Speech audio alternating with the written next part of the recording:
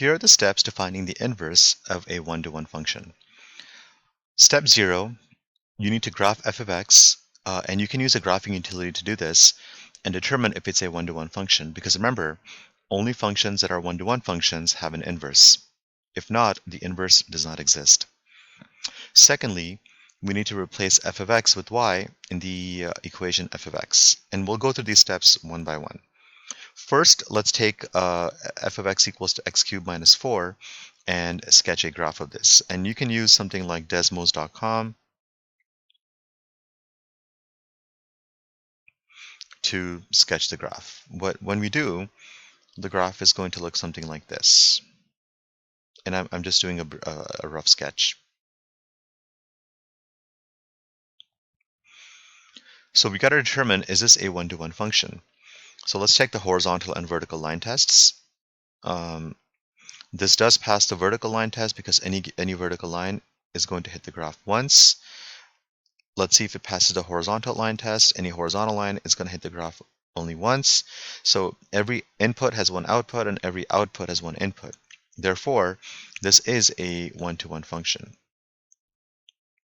Now, because this is a one-to-one function, we can go ahead and find its inverse. So let's go through our steps. Step 1, replace f of x with y in the equation f of x. So in step 1, we are going to take f of x and replace it with a y. So this becomes y equals to x cubed minus 4. Next, we need to interchange the variables x and y. So here's what it means. It means that when you see a y, you replace it with an x. And when you see an x, you replace it with a y. So now we get x equals to y cubed minus 4. And remember, the way we find inverses is we take any point a, b, and we interchange the x and y, and that's exactly what we're doing. We're interchanging the x and y. So the y becomes an x, the x becomes a y. Step 3, solve the equation found in step 2 in terms of for y in terms of x. So now we have to solve for the new y. So the first step is that we are going to add 4 to both sides because our objective is to get the y by itself. So we have x plus 4 equals to y cubed. And to undo the cube, we need to take the cube root of both sides. The inverse of a cube is a cube root. So we take the cube root of the left side, or the right side, and the cube root of the left side. So now, here's what we get from that. We get that y, the cube root and the cube, they undo each other. And on this side, we have the cube root of x plus 4. And for proper notation, this is not just some random function that we came up with. This is an inverse of the original function f of x. So for proper notation, we are going to replace the y with the notation f inverse of x, and that equals to the cube root of x plus 4. And we want to sketch the graph of the cube root of x plus 4. Okay, so let's go ahead and take a look at that. So I'm going to use desmos.com to sketch the graph, and I'm actually going to sketch both of the graphs here. So my first one was, well, I'm not going to put f of x. My first one was x cubed minus 4, and the inverse that we came up with was the cube root of x plus 4. So let's go ahead and graph the cube root of x plus 4. Now to find the cube root, you would go to Desmos, and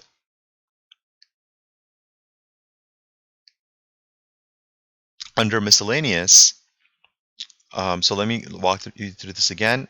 In Desmos, you're going to click on functions, and under functions, you're going to click on miscellaneous, and you have this symbol here, which gives you the nth root of a function. So now we have the cube root of x plus 4. So we got the cube root of x plus 4, which looks like this. And let me minimize that, minimize the keyboard, and zoom out a little bit. Okay, so this is going to be my inverse function. And now let's take a look. This point is -4 is 0, so its inverse, if you switch the x and y values, 0, -4, that exists in the original function. And we can do this for any point. Let's take this point. This is the point 1.587, comma 0. So if I flip this around, the interchanged x and y would be 0, comma 1.587, and that exists in the inverse function. Moreover, if you graph the line y equals x, these functions are going to be symmetric with respect to the line y equals x. So if you want to check to see if you did it correctly, all you have to do is you got to graph the line y equals x and see if these two functions are symmetric with respect to that line. And so in other words, they're mirror images on both sides of that line, which they are. So let me go back and sketch the inverse. And again, this is going to be a very rough sketch of this, which I think looks something like this.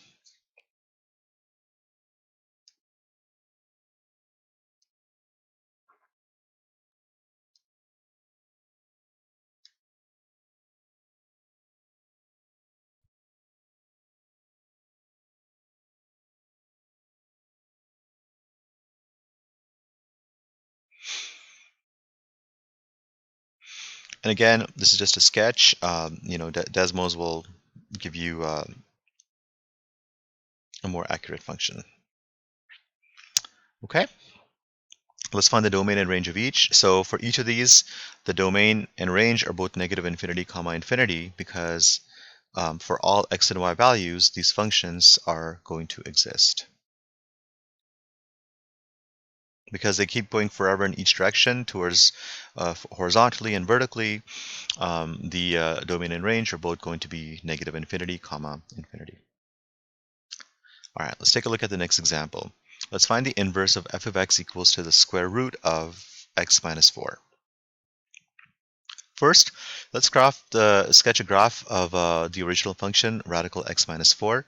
And for this, we don't even need Desmos because we know that our parent function, square root of x, it's shifted 4 units to the right.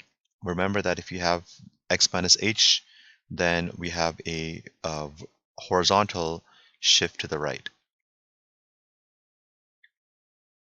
Okay, so we have 1, 2, 3, 4, and the parent function of a square root function looks like this. So that's our original function. Is it 1-to-1? So that's step 0. It passes both the vertical and horizontal line tests. Therefore, this is 1-to-1.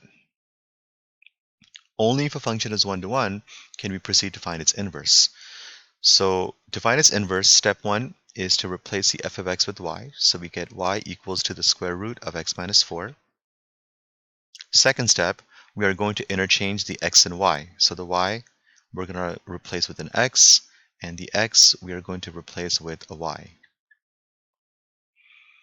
The next step is we need to solve for the new y. So the new y is part of a square root, which means we are going to square both sides. And when we square both sides, here's what we get. We get x squared equals to y minus 4. The square root and square, they undo each other. We get y minus 4. Lastly, we need to add 4 to both sides. So we're going to add 4, and we're going to add 4. So our result is y equals to x squared plus 4. And remember that because we need to have proper notation, we're going to write y as f inverse of x equals to x squared plus 4. That is our inverse function. Okay, now let's go ahead and sketch the inverse function. And I'm only going to partially sketch it. Well, I'm going to sketch it and I'm going to have to change it later on. And I'll show you guys why. So x squared plus 4, the parent function is x squared. We have a vertical shift of 4. So we're going to go up 4 units. And it's going to look something like this.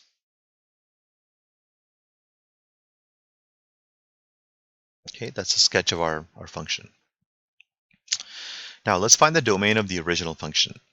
The domain of the original function is all the values of x for which the original function exists. So those are going to be 4 to infinity, because no x values below 4 exist for the original function. So the function only exists for the values of x that are 4 or greater. So our domain is 4, infinity. Let's check the range. The range is all the values of y for which the original function exists, which are 0 or greater. So the range is going to be 0, infinity. Now here's the thing. This function, the inverse function, it's not one-to-one, because if I draw a vertical line, it fails the, if I draw a horizontal line, it fails a horizontal line test. It's not one-to-one, and we need to fix that. So we also went over in a previous slide that the domain of a one-to-one function is a range of its inverse, and the range of a one-to-one function is a domain of its inverse. So here's what it means. It means that the range of the original function becomes the domain of the inverse, and the domain of the original function becomes the range of the inverse. Now, for the inverse function, our domain is restricted to the values of x that are 0 or greater. So what I'm going to do is, I'm going to actually erase the left side, because we only want the values of x that are 0 or greater for the inverse function, because the domain of the inverse is the range of the original function. And so this is going to be a sketch of our inverse function. So our inverse function is going to be x squared plus 4, but our domain is going to be restricted to the values of x that are greater than or equal to 0. And if we draw the line y equals x, we can see that both of these graphs are symmetric or mirror images with respect to that line. That's how we know that we did this correctly. Okay, next one, find the inverse of f of x equals to 3x squared minus 2. So let's see the graph of f of x equals 3x squared minus 2 to figure out, does it have an inverse to begin with. So the graph of 3x squared minus 2 is going to look something like this. Now it does pass the vertical line test, because every vertical line hits the graph once, but it does not pass the horizontal line test, because this horizontal line hits the graph more than once.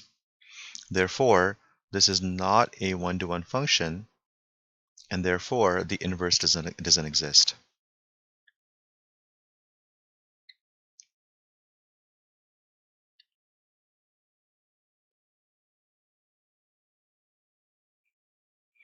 In the next example, we will do the exact same thing, except we are going to restrict its domain to greater than or equal to 0 and see if that makes a difference. So this we will go over in class. Now the last thing is to verify if two functions are inverses using composition. And here's how we do that. If we have two functions, f of x and g of x, and f of g of x equals to x, and g of f of x equals to x, then f of x and g of x are inverses. Okay, so let's take these two functions, and let's first find f of g of x. So quick recap of composition. We take our g of x and we replace it with this equivalent expression, which is the cube root of x plus 4. That's what g of x equals to. Now to find f of the cube root of x plus 4, we are going to take the x value in the function and replace it with this input. So instead of x, we're going to, that's a placeholder, so we're going to replace it with the cube root of x plus 4. So that's your x, but then that's the whole thing is going to be cubed, and then we got minus 4. Now look what happens. The cube root and the cube, they undo each other. So all we're left with is an x plus 4, and then we have a minus 4. 4 minus 4 is 0, so we're left with x. So f of g of x, look at what that gave us. That gave us an x. Let's go the other way. Let's find out what is g of f of x. So we're going to replace f of x with this equivalent function, which is x cubed minus 4. And in the g function, which is cube root of x plus 4, we are going to replace that x with x cubed minus 4, and then we still have the plus 4. So that just that x got replaced with the cube root of x squared, x cubed minus 4. So now we have negative 4 and 4, that's 0. So we got the cube root of x cubed, which is also equal to x.